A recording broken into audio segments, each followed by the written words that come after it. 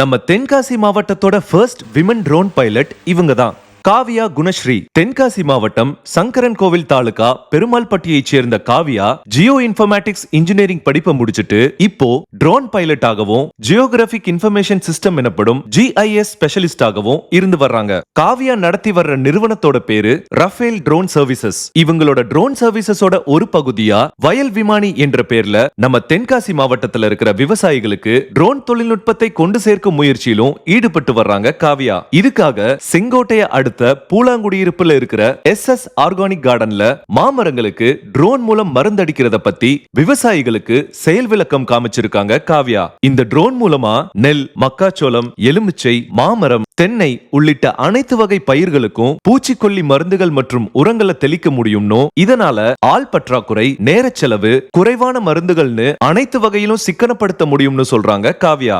நம்ம தென்காசி மாவட்டம் வந்து ஃபுல் அண்ட் ஃபுல் அக்ரிகல்ச்சரலை பேஸ் பண்ண ஒரு ஏரியா. ஸோ நம்ம டெக்னாலஜிக்கெல்லாம் எப்படி நம்ம வந்து மேலே வரப்போகிறோம் அப்படின்ற அந்த யோசனையில தான் நான் வந்து என்னோட கம்பெனியை நான் சென்னையிலையோ பெங்களூர்லையோ வைக்காம பெருமாள்பட்டியில் வச்சேன். நான் வந்து இப்போ அக்ரிகல்ச்சரல் ட்ரோன் யார் வேணாலும் ஓட்டிடலாம் அப்படின்னா கிடையாது, ஓட்ட முடியாது. ப்ராப்பரான முறையில் நம்ம வந்து ட்ரைனிங் எடுத்துட்டு அதுக்கப்புறமா தான் அதுக்கு வரணும். ஸோ அதெல்லாம் யோசித்தேன். அந்த மாதிரி ஃபெசிலிட்டிஸ் இங்கே இல்லை, அதனால தான் அவங்க வந்து யாருமே ட்ரைனிங் எடுத்துக்கல அப்படின்ற ஒரு இது வரும்போது, அப்போது அதுக்கான குவாலிஃபிகேஷன் என்ன அப்படின்னு சொல்லும்போது ட்ரோன் பைலட் ஆனேன். ட்ரோன் பைலட் ஆகிட்டு அதுக்கப்புறம் அதோட ட்ரைனிங் இன்ஸ்ட்ரக்டர் ஆகணும்னு சொல்லிட்டு இன்ஸ்ட்ரக்டர் டெல்லியில் போய் படிச்சுட்டு வந்தேன். இப்போது கலசலிங்கம் யூனிவர்சிட்டியில் RPTO ஸ்டார்ட் பண்ணியிருக்கோம். இப்போ வந்து ட்ரைனிங் லைசன்ஸ் வந்து நம்ம வந்து எடுத்து தருவோம். 10 இயர்ஸ் வந்து அதுக்கு வேலிடிட்டி இருக்கும். அண்ட் ஆல்சோ நீங்கள் எந்த இடத்துல ஸ்ப்ரே பண்ணியிருக்கு அப்படின்றத நீங்கள் இங்கே பார்த்துட்டேவும் இருக்கலாம். ஈவனாக எந்த அளவு தேவையோ அந்த அளவு மட்டுமே மருந்து வந்து ஸ்பெண்ட் ஆகும். நீங்கள் வந்து 50% மருந்தை கட் பண்ணுறீங்க அப்படின்னாலே நீங்கள் யோசிச்சு பாருங்கள்,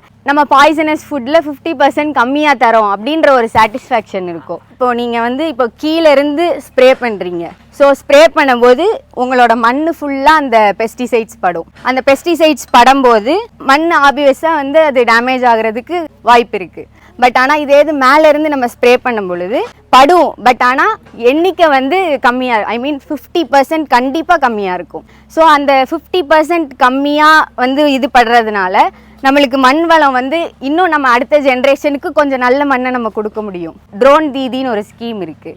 ட்ரோன் தீதி ஸ்கீமில் நீங்கள் அப்ளை பண்ணும்போது 50% உங்களுக்கு கவர்மெண்ட்டே இந்த ட்ரோனுக்கான பைசா உங்களுக்கு கொடுத்துரும். நீங்கள் அதுக்கப்புறமா 50% தான் நீங்கள் பே பண்ண போகிறீங்க. அரசு வழங்கும் மானியத்துடன் விவசாய ட்ரோன் வாங்க விரும்புறவங்க காவியா கிட்ட ஆலோசனை பெற்றுக்கொள்ளலாம். இது போன்ற பயனுள்ள உள்ளூர் செய்திகளுக்கு தென்காசி லைஃபுடன் இணைந்திருங்கள்.